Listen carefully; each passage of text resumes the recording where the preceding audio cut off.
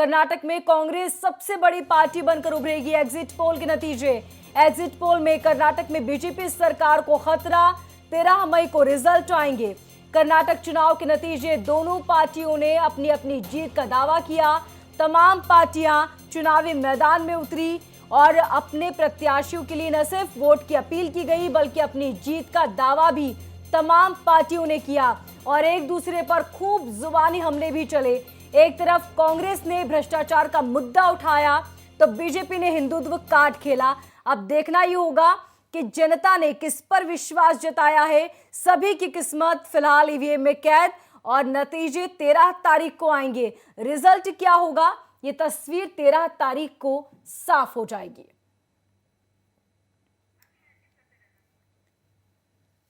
तो आपको बता रहे हैं कि कर्नाटक में फिलहाल एग्जिट पोल के नतीजे बता रहे हैं कि किसी को भी यहां पर बहुमत नहीं मिल रहा है, लेकिन कांग्रेस बड़ी पार्टी बनकर उभर सकती है। एग्जिट पोल में कर्नाटक में बीजेपी सरकार को खतरा। 13 मई को रिजल्ट आएंगे। हालांकि दोनों ही पार्टियों ने अपनी अपनी जीत का दावा किया। कड़ी टक्कर बीजेपी और कांग्रेस के बीच है और बीजेपी कांग्रेस दोनों ही पार्टियां अपनी अपनी जीत का दावा करती नजर आई।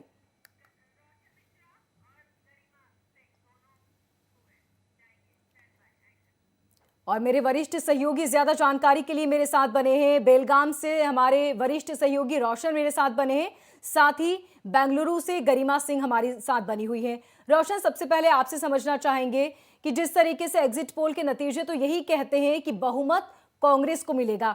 यदि कांग्रेस जीतती है तो ऐसे में आने वाले वक्त में 2024 के लिए बीजेपी के लिए क्या कुछ चैलेंजेस हो सकते हैं?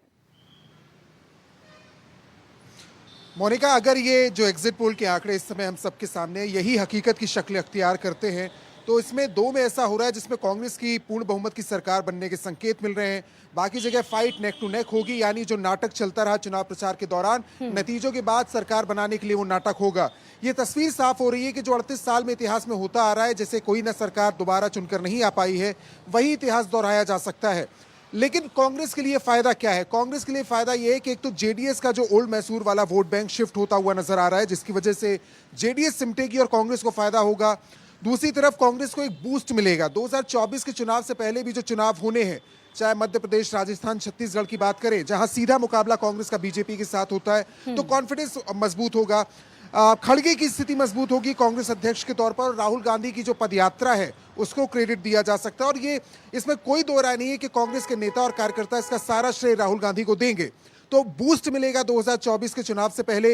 स्थिति कांग्रेस की मजबूत हो सकती है और जिस तरीके से कांग्रेस एक तरीके से हाशिए पर सिमट गई थी, आप देखिए, आपने अब से कुछ देर पहले भारत एक्सप्रेस के दर्शकों को बताया कि नीतीश कुमार एक कवायद कर रहे हैं। ये कवायद 2024 नहीं, हर आम चुनाव के पहले होती है।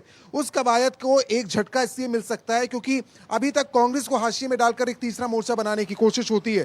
कांग्रेस अगर पूर्ण बहुमत से आने की सफल होती है और ये आंकड़े एक तरीके से कांग्रेस के हक में जाते हैं तो कांग्रेस ये प्रोजेक्ट कर सकती है कि बीजेपी को मुकाबला देने के लिए देश भर में कांग्रेस ही एक विकल्प हो सकती है और जो बाकी बैनर के नीचे आ रही हैं पार्टियां, उनको भी कांग्रेस के साथ आना चाहिए। तो कांग्रेस के पास एक तरीके से अपनी स्थिति मजबूत करने के साथ ही विकल्प के तौर पर खुद को पेश करना और राहुल गांधी की दोबारा से ब्रांडिंग करने का मौका मिल सकता है। लेकिन अगर ये सीटें कम रहती हैं, अगर अन्य के साथ जाने का मौका मिलता है, उसके अलावा उससे भी कम हो जाती है, यानी 100, 102, 105 तक जाती है कांग्रेस, तो फिर क्या होगा? असली खेल तब शुरू होगा क्योंकि एक साल जेडीएस के साथ जिस तरह का गठबंधन रहा, जिस तरीके से दोनों में अलगाव हुआ, जिस तरीके से पार्टियां टूटी, उसमें क्या विकल्प बचेगा? कांग्रेस कौन सा रास्ता अख्तियार करती है सरकार बनाने के लिए? और फिर असली खेल शुरू होगा क्योंकि बीजेपी की कोशिश ये होगी कि कम से कम अगर वो आंकड़ा कंफर्टेबल जोन में अगर कांग्रेस पार्टी नहीं पहुंच पाए अपने दम पर, तो फिर बीजेपी की कोशिश होगी किस तरीके से सरकार बनाई जाए। तो असली खेल 13 तारीख के बाद शुरू होगा। या तो पूर्ण बहुमत की सरकार कांग्रेस के साथ जाए, मतलब कांग्रेस के हक में ऐसा कोई फैसला है, नहीं तो आप एक और जोड़ तोड़ की कवायद देखेंगे, एक और नाटकीय घटनाक्रम देखेंगे जिसमें कर्नाटक पहले भी 5 सालों के दौरान गंवा रहा है।